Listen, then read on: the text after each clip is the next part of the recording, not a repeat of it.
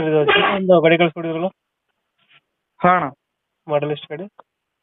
2021 ಅಣ್ಣ. ಓನರ್ ಎಷ್ಟಾಗಿದ್ದಾರೆ ಗಾಡಿಗೆ? Third owner.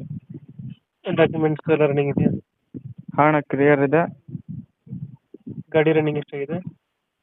80,000 ಓಡಿದೆ ಅಣ್ಣ. 90 ಸಾವಿರ ಹೊಡಿದೆ. ಹಾಂ. ಟೈರ್ ಕಂಡೀಷನ್ 80% ಐತಿ. ಎಷ್ಟು ಕೊಡ್ತಾ ಇದು ಮೈಲೇಜು? ಇದು 35-36 ಐತೆ ಗೊತ್ತಾ? 35-36 ಕೊಡುತ್ತೆ. ಹಾಂ, CNG. CNG ಬರುತ್ತಾ? ಹಾಂ. ಎಕ್ಸ್ಟ್ರಾ ಫಿಟ್ಟಿಂಗ್ ಏನು ಮಾಡ್ತಿರೋ ಗಾಡಿಗೆ?